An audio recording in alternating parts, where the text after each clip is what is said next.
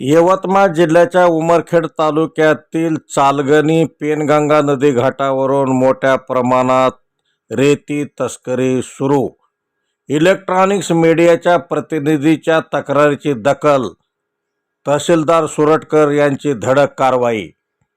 यवतमाळ जिल्ह्याच्या उमरखेड तालुक्यातील चालगणी पेनगंगा नदी घाटावरून मोठ्या प्रमाणात रेती तस्करी सुरू असल्याची माहिती इलेक्ट्रॉनिक्स मीडियाच्या प्रतिनिधीला मिळाले असता या ठिकाणी डॉक्टर अंबेजोगाईकर, विजय कदम, समीर लाला तसेच किरण मुखावार यांनी पेनगंगा नदी पात्रावर जाऊन पाहणी केली असता त्यांना या ठिकाणी मोठ्या प्रमाणात रेतीचे ढिगारे दिसून आले.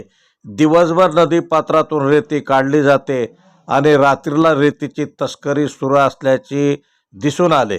याबद्दल इलेक्ट्रॉनिक्स मीडियाच्या प्रतिनिधींनी तहसीलदार सुरटकर साहेब यांना फोनवरून माहिती देतात त्यांनी त्वरित मंडल अधिकारी पातुरकर यांना सूचना केली आणि रात्रभर या ठिकाणी पातुरकर यांनी गस्त केली, परंतु रेती तस्करांना सूचना मिळाल्यामुळे रेती तस्कर रेती नेण्यासाठी त्या ठिकाणी आले नाहीत.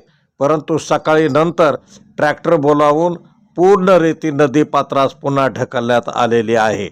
यामुळे निश्चितच रेती तस्करामध्ये प्रशासनाच्या कारवाईची भीती निर्माण झाली असल्याचे दिसून येत आहे. तहसीलदार सुरटकर साहेब यांनी इलेक्ट्रॉनिक्स मीडियाच्या प्रतिनिधीने दिलेल्या तक्रारीची दखल घेऊन त्वरित कारवाई केल्यामुळे रेती तस्कराचे धाबे दणाणलेले आहेत.